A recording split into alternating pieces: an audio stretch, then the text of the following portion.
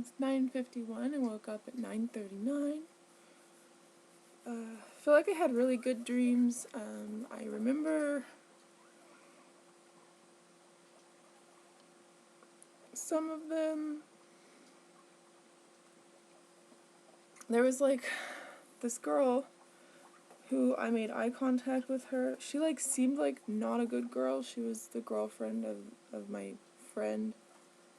And I made eye contact with her, and then she looked like a gender bent Demona from Gargoyles. Like her skin was that color, her hair was that color. But like not especially masculine, but not feminine at all. Short hair, no chest. So that was interesting. I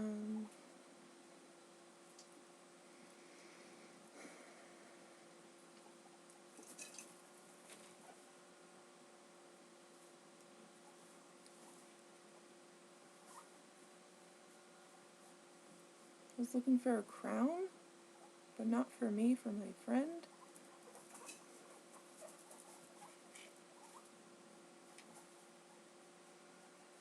Like, the situation seemed to be that if we could find, like, this magazine that had this crown in it from, like, a long time ago, then we could, like, scan the image and, like, have the object.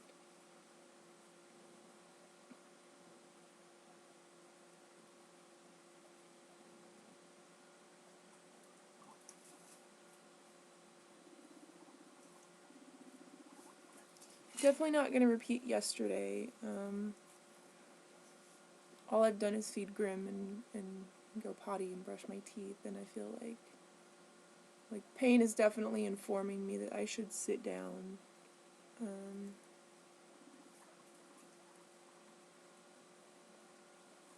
So that's what I'll do.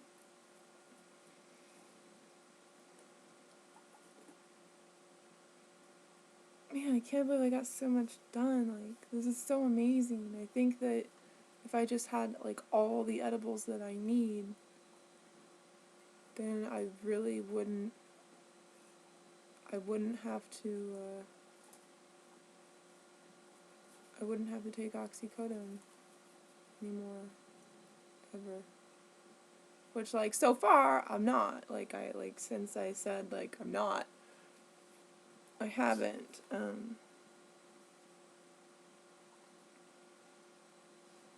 So, it's just really impressive, where the pain level was yesterday, that I was able to use an edible and just sit very, very still.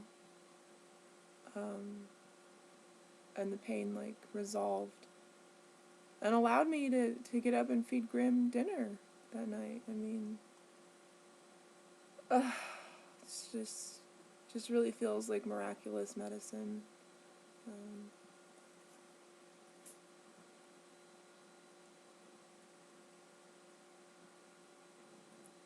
The back of this sweater looks like so cool. Even just the back of it looks so cool.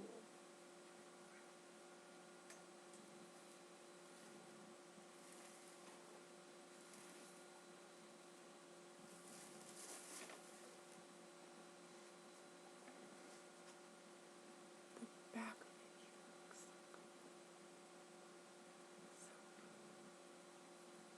so good. But the front! I'm so excited. This is like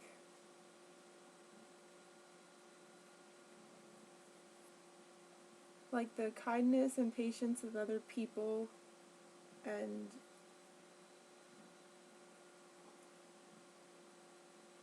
just, this wouldn't be possible. It wouldn't have been possible for me to do this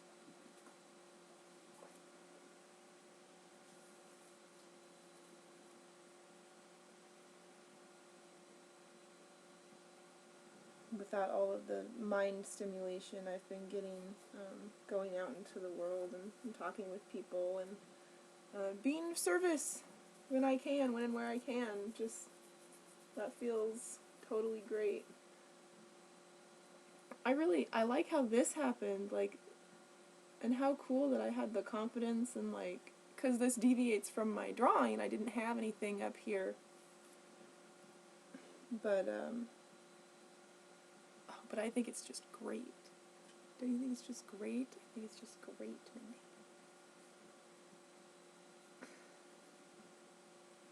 Oh, it's incredible. I can't believe it. I can't, like, it's so crazy. Like, I've been just, like, taking out, like, this piece of paper that has, like, my best, like, drawing ability. Like, I drew it so well. It's, like, it's drawn so well. And I just, for years and years, have been looking at this thing and like, I mean, it's just, like, it's come to life! The drawing has come to life!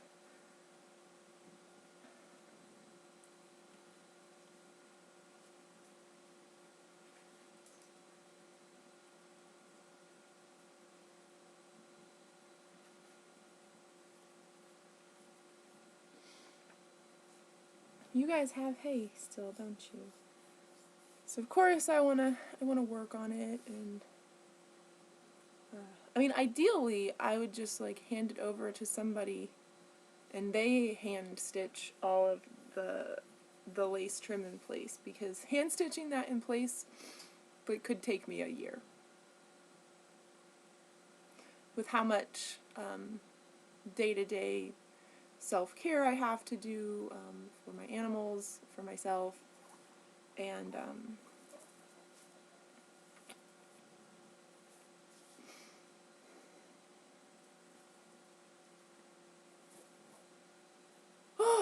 yeah. But I'm already thinking about, like, homeless in November. But I guess I obviously I need help. I need to at least, like, look up a YouTube tutorial to assemble the wardrobe boxes, because I didn't put the wardrobe box together right. But, like, it was together and I was able to put clothes in it, so I did that. But, like, it's not put together right, and it's like, this is not great. But I don't have a pain level that's gonna allow me to manipulate anything, or all I can do right now is sit back down on the sofa, and I just need to make sure that I have everything that I need to sit back down on the sofa. It's, like, early, so I kind of, like, don't want to turn the lights on.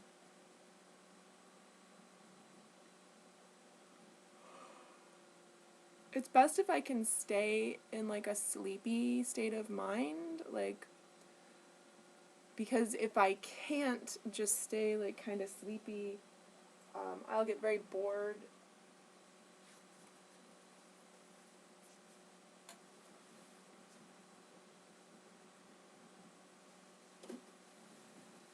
I think probably the best call right now is just to lay back down and see how the paint chips fall.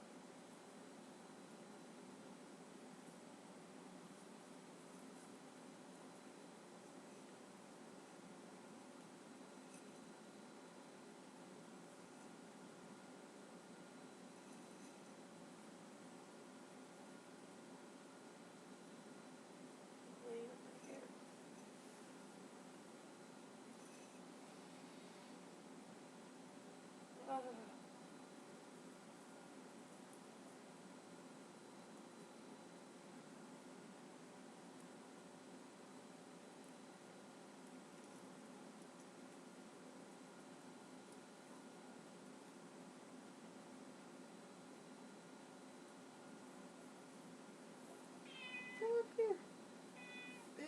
It's just tinted. Come up here. Yeah. Did you have a good breakfast? Did you have a good breakfast? I splashed water on my face and I got my hands wet and I didn't oil anything. That's what I needed to do after I messed with my laptop. Isn't it? I needed to oil my hands and my face. I didn't do that.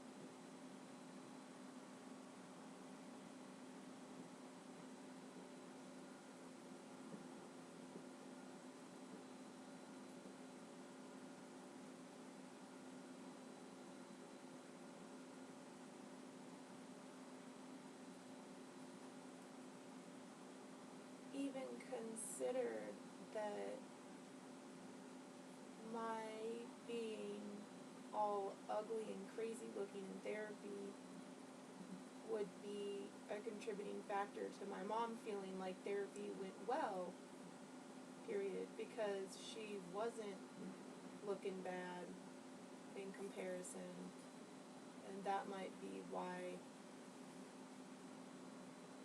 she feels good about going to another appointment with this guy, period. New paragraph, new paragraph. I totally told her that I'm, like, not comfortable with the fact that he remembers me from a couple of visits, like, 7 years ago, period. But we'll see how he conducts our second therapy appointment, period. Because all that happened was he watched Mom and I, like, have heated discussion, and he wasn't really mediating, and he certainly wasn't reining in me, and I have to be reined in when I'm speaking verbally like that, because there's, like, no thought to mouth interruption, and I can't stay on track, period. LOL. As anyone who has watched any of my videos that are unscripted would be able to tell, it is impossible for me to stay on topic. Period. New paragraph, new paragraph. I had an awesome day at the mall the day before yesterday. An awesome day at the mall the day before yesterday. But I was still in a lot of pain, and I think that's cool that I allowed myself to have a good time at the mall, even though that entailed sitting absolutely still and, like, staring at a fixed point, and looking like a weirdo and, like, not being my super vibrant self on the outside, period. And then yesterday it seems like I was paying for my mall day as soon as I woke up, period. It was pretty clear that my pain level was too high after I fed Grim yesterday morning, and I just plowed ahead and worked on that lace trim spiderweb shirt I'm making, and that put the pain at a level that was like, oh my god, I can't sit down, I don't think I can do this. So I got dressed to go to the mall, but by the time I was dressed, like, pain was, like, making it so I couldn't even take a step, and that was absolutely too much pain, period. It was really touch and go there for a while yesterday, as I was wondering if the edible had kicked in, and waiting for the edible to start working, period. New paragraph, new paragraph.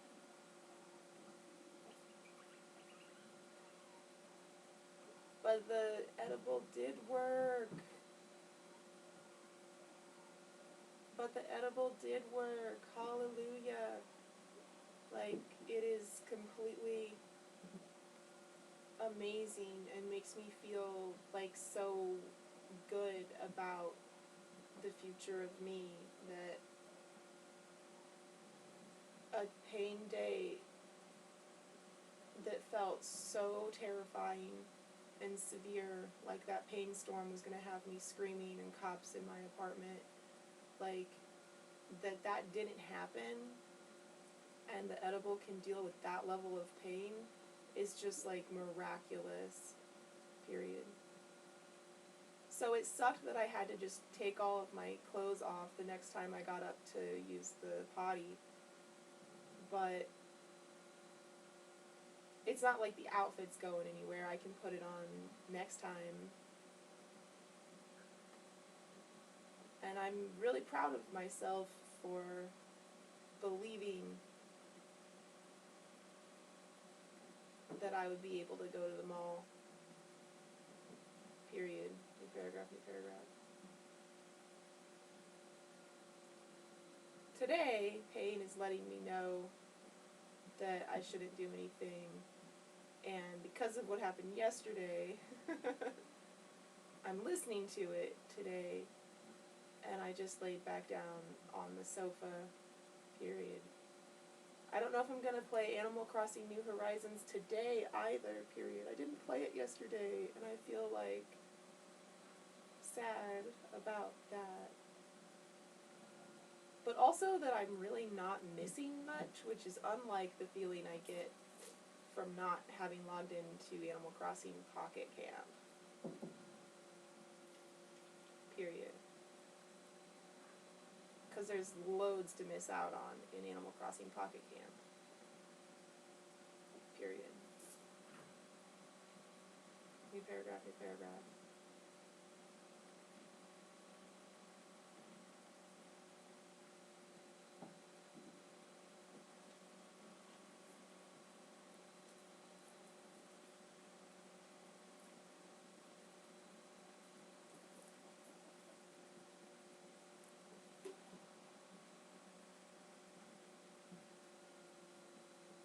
Well, it's taking a lot out of me to hold my phone up and to talk at it. Because speaking hurts my leg pain.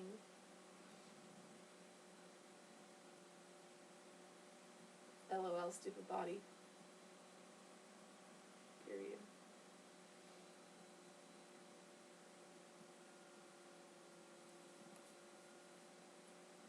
So I gotta go.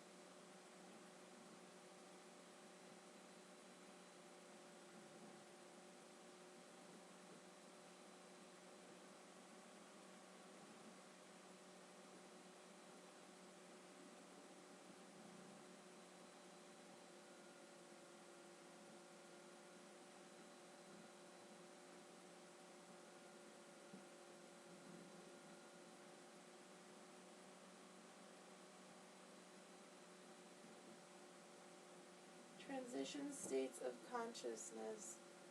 A Hathor Planetary Message through Tom Kenyon. Definitions. Chaotic nodes are clusters of chaotic events. According to the Hathors, Earth has entered a chaotic node, and as a result, we can expect ever-increasing levels of chaos, including but not limited to earthquakes, volcanic activity, aberrant weather patterns, ecological distress, as well as economic, social, and political turmoil. Transition states of consciousness are what the Hathors call the in-between places when a major loss has occurred, and we find ourselves temporarily poised between an old reality that has passed away and a new reality that is not yet fully formed. Perceptual markers are a term the Hathors use to describe how we make sense of our world and navigate through our lives using our five senses. The message.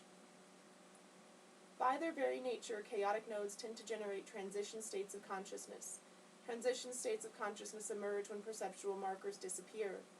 And when this occurs, you enter a null zone in which your old reality no longer exists or has changed radically, while your new reality has not yet come into existence.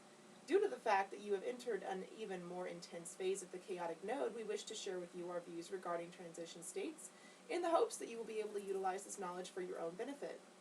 For our purpose, we can divide transition states into three primary categories. 1. Personal transition states, 2. Collective transition states, and 3. Physical death. Personal transition states. Let us turn our attention to personal transition states first, for your personal perception is the pivotal point around which your perceived reality operates. Your perception of reality is fundamentally a personal creation. It is influenced by the collective perception of your culture, time, place, and circumstance, but fundamentally your perception of what is real and not real is a creation. Your creation.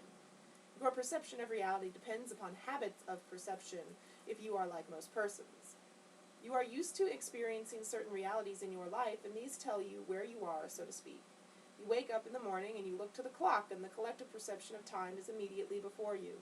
Your choice to engage this illusion or not is a personal one. Indeed, one of the signs of spiritual mastery is the ability to navigate cultural illusions successfully while clearly understanding their nature. I feel like I do that, really well. I do not subscribe to many of the culturally accepted beliefs systems. When a situation in your personal life shifts dramatically, there is a tendency for the perceptual markers to disappear or reorganize themselves. And what are perceptual markers again? Let's go back and look at this. Perceptual markers are the term the Hathors use to describe how we make sense of our world and navigate through our lives using our five senses. Okay.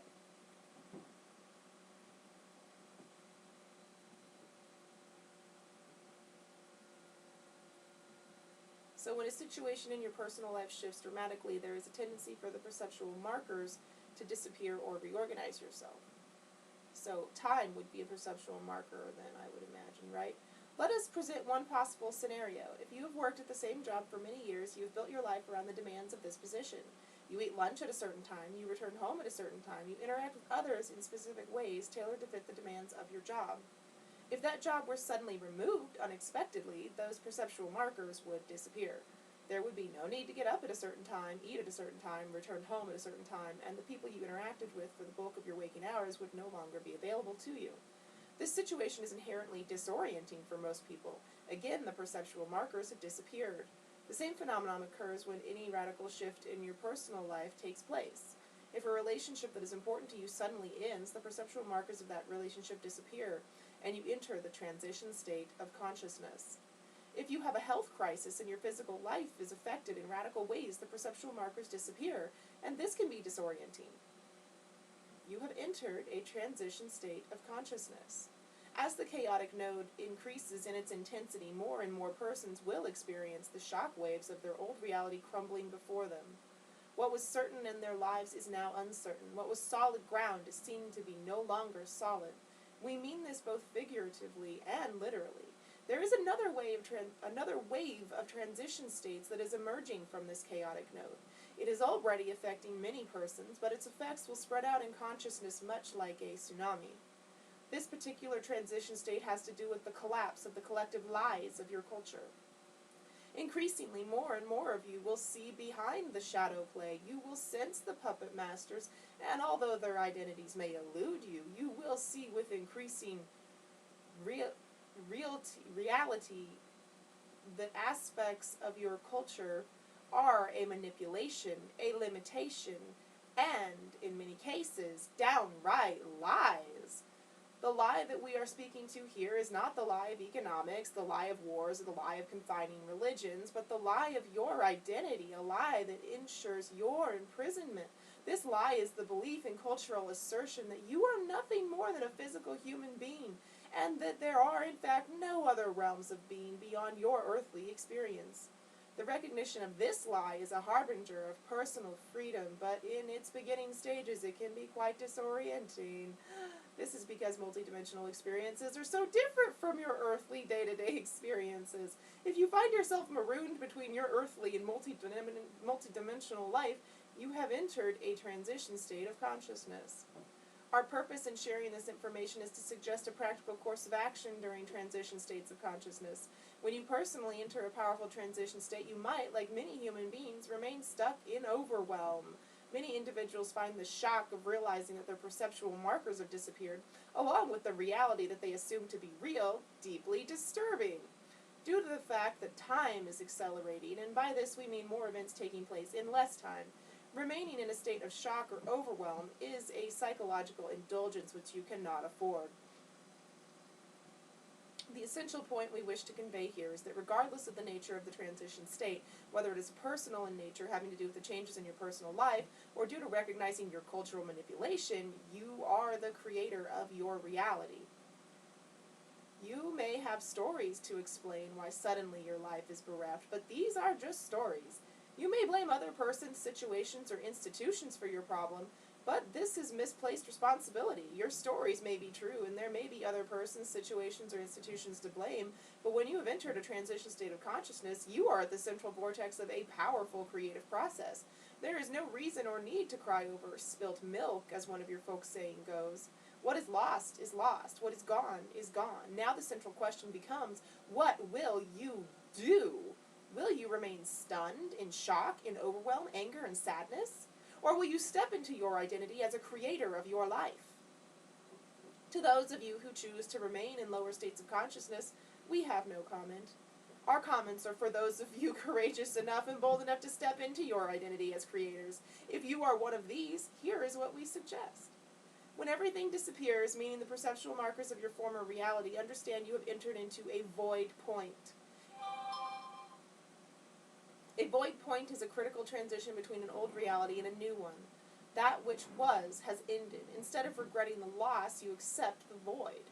This is, for many persons, a challenging undertaking because in the void point there is nothing that can be done. You must simply be a witness to it and to yourself, for in this no man's land there are no perceptual markers. Be careful what new markers you put into place, for these ideas and beliefs will be the stars in the new sky of your mind, and you shall navigate your way into these new times by the stars, thoughts and beliefs.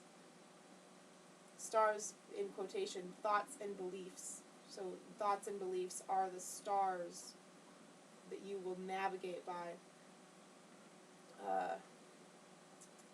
You shall navigate your way into these new times by the stars that you have placed in the heavens of your own consciousness.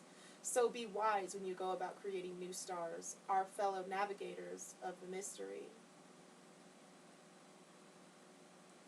Collective transition states of consciousness. The human collective, from our perspective, is currently like an immense cosmic serpent shedding its old skin, writhing and twisting, scraping off old encumbrances. Some of these take form of economical turmoil, some of them are political in nature, some of them are the collapse and transition of cultural institutions, and some of these writhings and twistings are related to earthquake and volcanic activity, as well as aberrant weather patterns. Aberrant weather patterns. As natural and man-made disasters increase, more and more of you will find yourselves entering transition states of consciousness.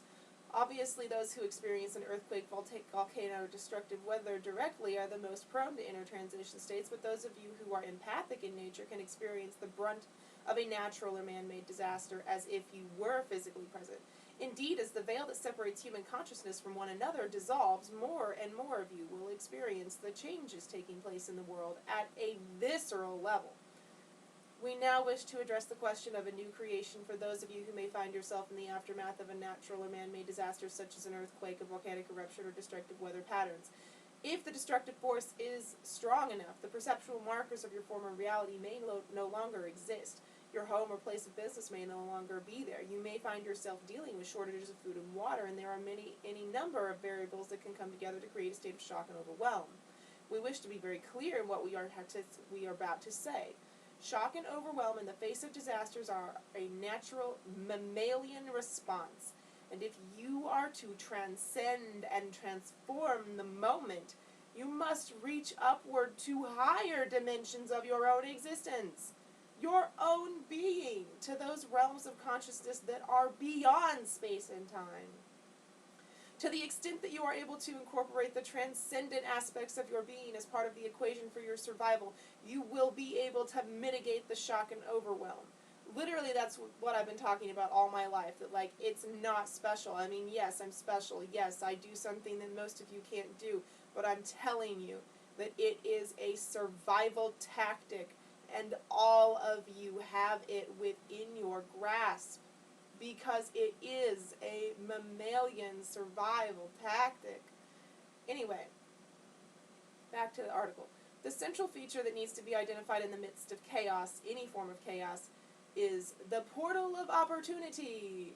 This opportunity for survival or for a new life may present itself in ways you do not expect. This is because the perceptual markers are no longer in place, and your consciousness may not recognize an opportunity when it presents itself. There is a deep-seated human habit or tendency that wishes to conform new realities to those of the past. This would be an unfortunate habit to engage in these situations. There is much we could say about the hyperdimensional realities involved in choice-making during chaotic events, but we wish to cut to the chase and give that which will be most practical. Perhaps some other time we can share with you our philosophical musings about your infinite nature and the infinite possibilities that reside within you. However, for now, let us be a little simplistic and give you a formula to recognize and create opportunities for new life and a new destiny when they present themselves to you. Assuming that you have entered a transition state of consciousness and that you have befriended the void point and are more or less comfortable with the great uncertainty of your situation, this is what we suggest. Be curious and expect miracles. By entering a state of curiosity, you engage an aspect of your mind that is free to move unfettered by expectation. It becomes very much like the mind of a child, and it is this innocence, which is not the same as childishness, that allows you to enter a vibratory state of consciousness, which greatly benefits you. By holding the expectation of miracles, you release the power of creation within you, and to the extent that you accomplish this, you will find increasing incidences of serendipity, coincidences of benefit and unexpected treasures, whether they be physical in nature or mental and emotional. This combination of curiosity about what will happen next, joined with an expectation of miracles, will move you rapidly from the void point to a new life, a new creation, regardless of what might be happening for those around you. During collective transition states of consciousness, it is helpful to remember that each person is the creator of his or her own reality, and in the midst of chaos, people will make different choices and enter different personal realities. Do not be swayed by those who enter lower vibratory realms. You cannot save them from themselves. Look upward and live upward with curiosity and an expectation of miracles, and even in the gravest of situations, miracles can and will occur for you. Physical death. One of the greatest difficulties for embodied beings is the transition state of consciousness you call death. This is due to the fact that all perceptual markers, including the five senses, disappear. If a person identifies solely with his or her material existence, he or she will find this transition state to be most difficult. This is because what he or she identifies with is no longer exists. Although the physical world continues on, there is no input into consciousness from the five senses. It is as if the world has vanished and the body along with it. The great I am, the central feature of transcendent consciousness, no longer receives information from the body, the five senses, or the external world. This can be deeply disturbing and disorienting for someone who has not directly experienced the other realms of his or her being. Metaphorically speaking, you are like a vast tree, a tree of life, with many branches and many, many leaves and blossoms, and your current physical existence is just one of these leaves and one of these blossoms. When a person passes through the transition state of consciousness you call death, there are several options. If you are in a spiritual tradition, the central figure of which is a guru, avatar, or savior, you can follow the path of this being into the vibratory realm of his or her consciousness. In some religions, this is known as heaven. If you follow the path of a guru, avatar, or savior, understand that you are entering into his or her heaven, her or his vibratory attainment, and by necessity, you enter also into his or her limitations in consciousness. I do not subscribe to the belief systems set upon me by man. From our perspective, the universe is infinite in nature, and by this we refer not to external space, but to the interdimensional realities of your universe, and there is no single being in existence from our experience who understands and embraces all that is. If, however, you wish to join your guru, avatar, savior in the death realms, we have a few suggestions. One is to mentally call upon his or her name. This is an ancient understanding encapsulated in the Egyptian term Ren, meaning name. When you call upon the name of a spiritual being, an aspect of him or her is compelled to move toward you. If, in that moment of encountering your guru, avatar, savior, he or she deems you worthy, you will be taken by him or her into his or her heavenly realm. For those of you in Eastern spiritual traditions, there are mantras connected with specified deities. Chanting these mantras mentally during death or in the death realms has the same effect. For those of you who are not part of a spiritual tradition that follows the guru, avatar, or savior, then the traditional state of consciousness called death offers other possibilities. As with the other two transition states of consciousness, the death realm has a void point, and its dominant features are stillness, silence, and darkness. All possibilities exist within the void, but no actuality is in existence. It is like the acorn of an oak tree. The oak, the giant tree itself, is potentially within the acorn, but it does not yet exist. So when you find yourself in the void, which you will recognize by the fact that you are utterly alone in darkness and utter stillness, know that you are in the central nexus of your creative powers. When you choose to create, what you choose to create next will determine the course of your destiny and what worlds you will inhabit or realms of existence you will reside in. This is a critical juncture. Many persons frightened by the darkness move to the light prematurely, and what they do not realize is that in their yearning they create the light. A portal opens before them like a tunnel, and they can move into this tunnel of light, encountering those they may have known before, thereby entering back into embodiment or other vibratory realms of existence without having fully understood the consequences. This is certainly one option open to you and one that is often taken. Another option, however, is to remain at the void point, residing in the void itself, becoming aware of yourself as pure consciousness, transcendent to all phenomena. If you reside in this state of awareness long enough, without the need to create something, you will discover your identity as the great I am. And from this point of awareness, you can choose the circumstances of your embodiment.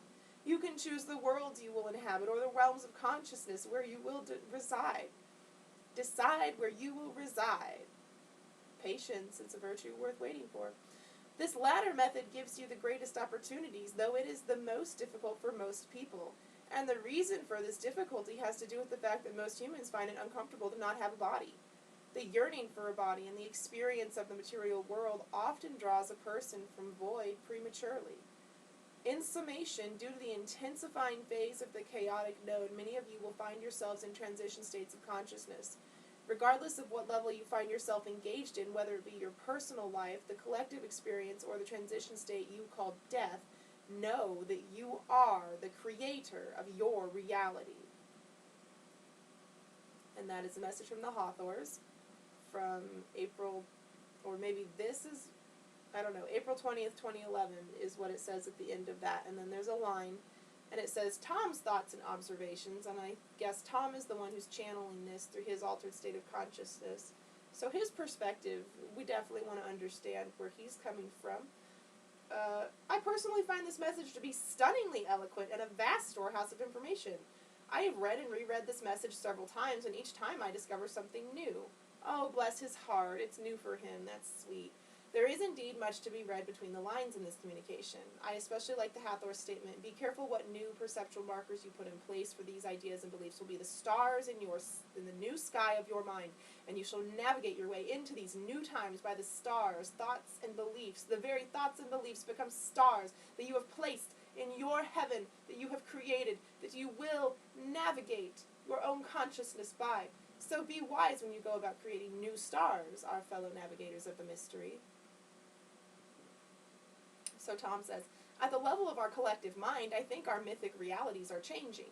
The old stars, those thoughts and beliefs and presuppositions about reality that have guided us as a culture for millennia, now seem to be dimming, not to mention that they have led us in directions many of us no longer wish to go.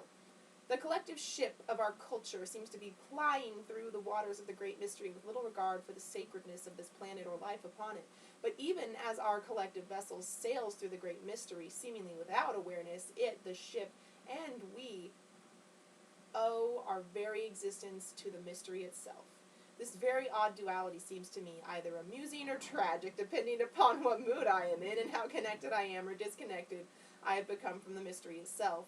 One of the ironies of our situation is that the crew of this vessel, those who make it sail, through an investment of their life force, creativity, and in some cases blood, sweat, and tears, are no less than you and me and all the other nearly 7 billion humans alive on this exquisite planet. We are all of us crewing this vessel, regardless of our personal situation, our life station, or our beliefs. There are those in the New Age community who say, and have been saying for years now, that we are near unity and that a golden age is just around the corner. I do not share this perception. We are all in the same boat together, whether we like it or not, and it seems to me that our crew is polarized. There are many who insist that the paradigms of greed, arrogance, and usurpation, like usurp a throne, are the true reference points for our sextants. Others of us, however, are sensing that we are headed in the wrong direction, that we can no longer ravage this planet and its life, both human and other non-human.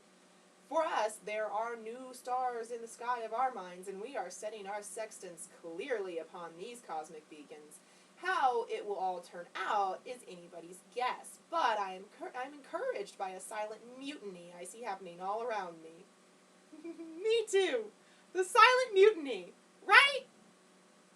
Many of us crew members and I suspect that if you have read this far, you may be one of them, are silently taking action to turn our collective vessel, i.e. our cultural madness, around, or at least slow it down. Some of us are pulling at our sextants and are pointing out new stars to those around us. We do this by living the change we wish to see. We do this by having the courage to live by a new earth reality that we sense is possible. We do this by extending kindness to each other. And when necessary, we do this by standing our ground. I am reminded in this grassroots movement in some of the world's poorest countries to preserve the use of non-hybrid seeds, seeds that produce new seeds when crops are harvested, rather than succumb to international economic interests that would enslave the poorest of the earth to buy new seeds whenever they wish to feed themselves and their families. As I write this, I am nearly weeping at their courage to stand up against the titans that have set the course for our collective vessel through greed, arrogance, and an utter disregard for the sanctity of life. As difficult and as challenging as these times are, both for individuals and the collective, I think there is hope in the uncertainty that we are facing. I say this because the human spirit has sometimes risen to heights when faced with dire, uncertain times. If the Hathors are correct, all of us will face numerous transition states of consciousness before our time on Earth has ended. The perceptual markers of our old reality are being displaced. How we deal with the loss of our perceived reality in the old world will determine our next cycle of earthly existence for humanity. And for us individually, what we choose to create in the transition states of our lives will determine the realms of consciousness that are opened to us. I wish you, my fellow crew members, and those whom you love, safe passage through these turbulent times. But regardless of what happens, regardless of where and in what situations we find ourselves upon this perilous journey, let us remember that we are, above all else, creators of our own reality. That's someone else saying that. Does that not resonate with anyone else? That what I say is reflected in so many facets.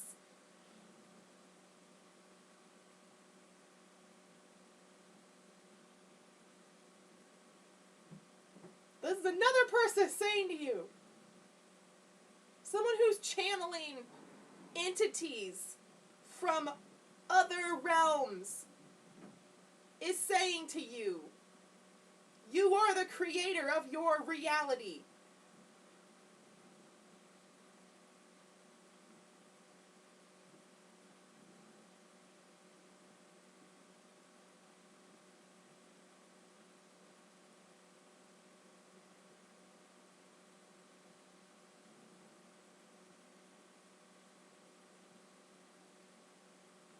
The phone tilted and I had to get back.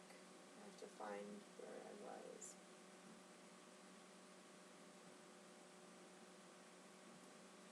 Extending kindness, sanctity for life, uncertain times. Above all else, creators of our own reality. There are new stars in the sky and new worlds to discover. Be bold and have a good journey. Part 2. And now back to the present. My dreamtime communication with the Hathors occurred sometime around 5 in the morning. As the lucid dream unfolded, I physically felt a gentle yet electrical-like sensation in my crown chakra and sensed a rotating sphere of scintillating white light above my head. I recognized this as the Hathors refer to as the sphere of all possibilities. The sphere is a way to communicate a vast field of information in a very efficient manner. The sphere contains a near infinite number of radiant points of light, each point of light representing a possible probable outcome to any situation. In this case, the sphere was a complex gestalt of personal, collective, and planetary transitions. The Hathors asked that the message of August 2020 be titled Transition States into New Realities because we are transitioning into multiple realities simultaneously. Within the sphere at my crown, I saw what was reminiscent of Jacob's dream from the Old Testament, in which he saw angels descending and ascending on a ladder from heaven. However, in this dream image, all manner of sentient beings, not just humans, were moving upward or downward within the sphere. My clear sense of this image was that it represented a mass exodus of beings, both corporeal and non-corporeal, from the lower vibratory realms of existence to the higher realms, and simultaneously another exodus of beings was moving downward into the lower vibratory realms. And then the following words resounded through my dreaming mind. You are the magnetic attractor of your own destiny. Do not be swayed by those moving downward. Do not be hypnotized by their fear and contraction into the lower realms. Rise up and take flight into the upper worlds. Given the current state of affairs, I found these words to be very poignant and timely. This dreamtime communication from the Hathors is a call to presence. For those of us striving to live upward, the dream is full of information about both the exhilaration and hardships of living in the higher realms, while many around us seem to be hell-bent on moving downward into the lower expressions of the human spirit. The last words of my dream also spoke volumes. Rise up and take flight into the upper worlds. What have I been singing recently? What did I write recently?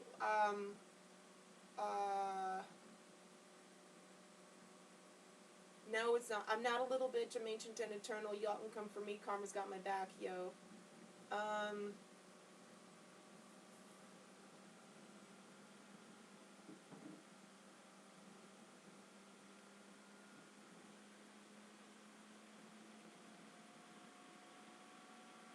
Every move I make from a seat of disability is fueled by fate. No debate. I might as well have a cape. I can't think of the first part of it, but it's crossed my heart and hope to fly like a bat out of hell. But I can't remember the first bars of that, like the first part of those bars, right now.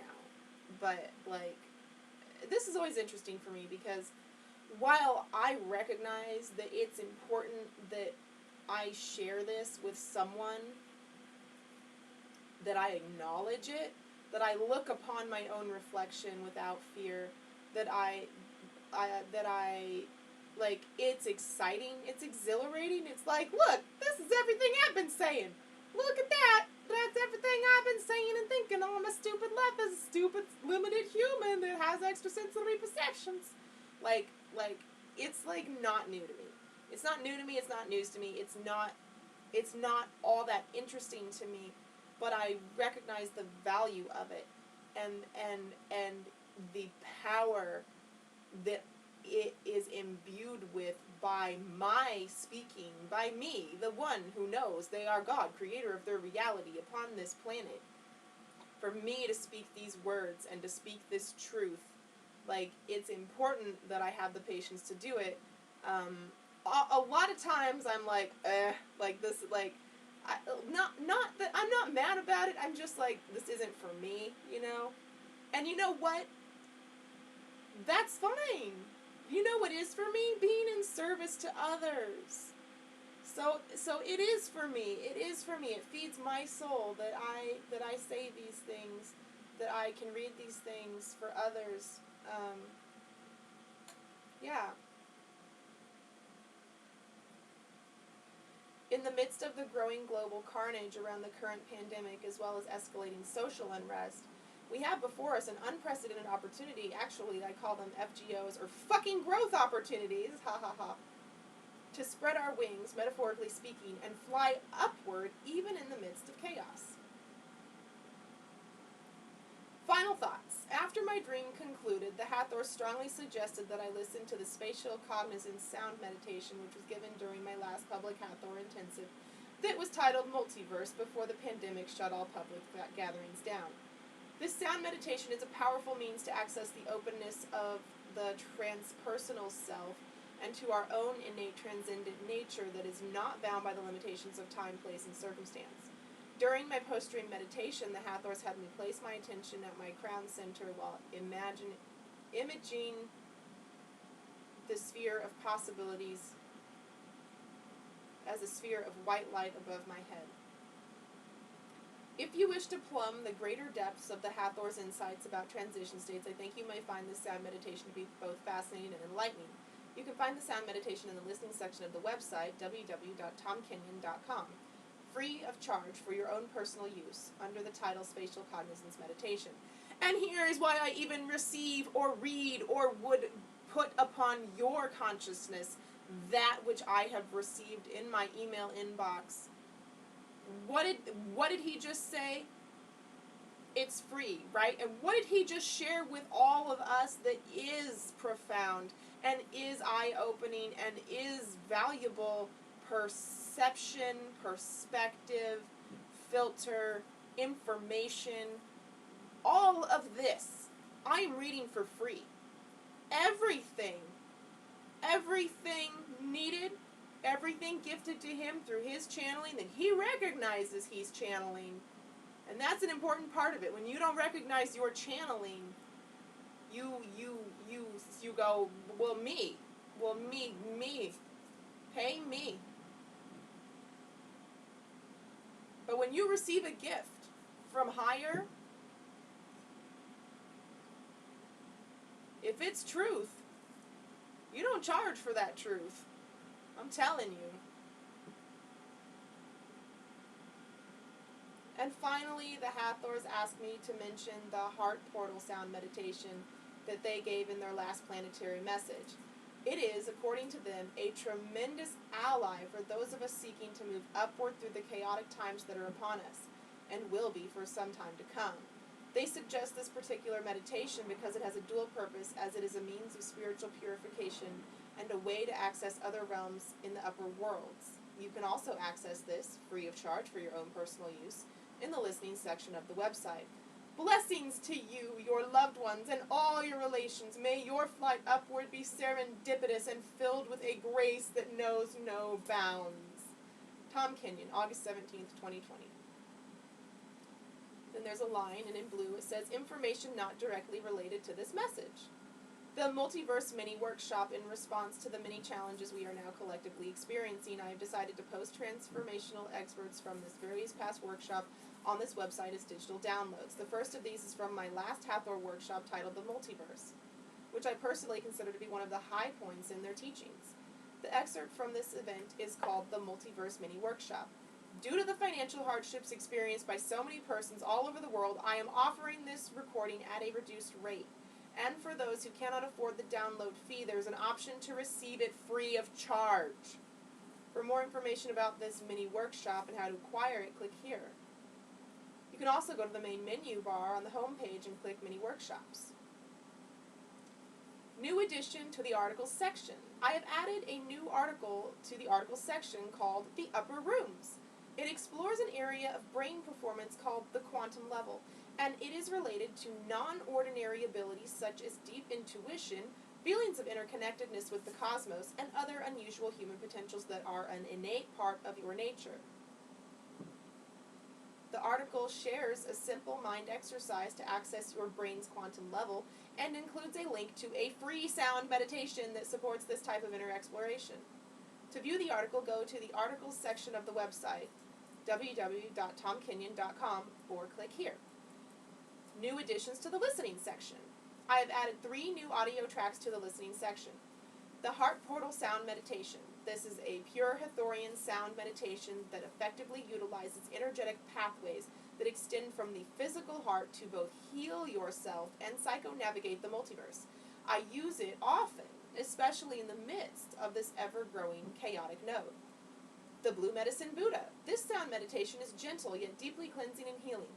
I personally find that the sonic architecture of this sound piece is a very potent means to psycho-navigate and experience the pure realms of light and sound, known as the Sambhogakaya in Tibetan Buddhism.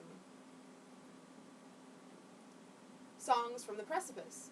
This consists of 2 songs that I composed on a 1928 Steinway grand piano when Judy and I had to go into lockdown in Southern California. It is not typical of the sound work you will find in the rest of the listening section. These were not channeled from the light realms, but rather they are personal expressions from my own inner world as the horrors of the pandemic began to unfold. The 2 songs are called Rip Van Winkle and Me, and The Bardo Sea. To listen to and or download any of these audio files, go to the listening section or click here. After you agree to the listening terms, you will have access to a cornucopia of sound meditations, excerpts from lectures, as well as interviews, all of which are free for your own personal use. Just scroll down to find the title you are looking for. 2020 Tom Kenyon, all rights reserved. You may share this message in any format you wish, so long as you do not charge for it, do not alter it in any way, and include this entire copyright notice. Note, this granting of permission to post the message does not apply to sound meditations and or songs. So now what I can do, I have the choice before me as I lay in a great deal of pain to push through pain, get up, and stand at my laptop and download those things, navigate the internet, which is not a simple, mere feat for me. It is a great hardship and a challenge. Navigate the internet. In order to do that also, I must rise from this bed feeling physically as though I am experiencing a death. Like my body ain't well.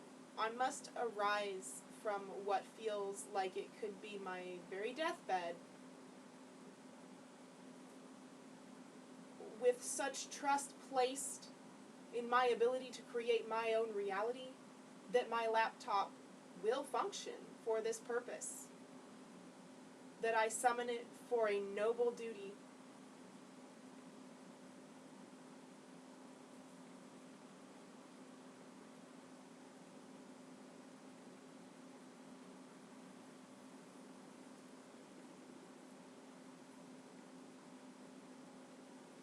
I can know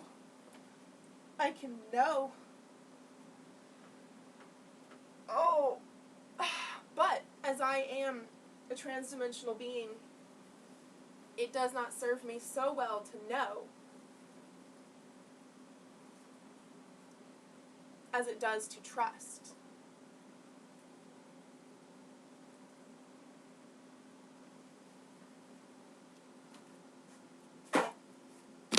I am well versed in knowing, as I am one who knows they are God, creating their reality. From my perspective, I am my own God, and all of reality is but a reflection of my God self. I am not well versed in trusting,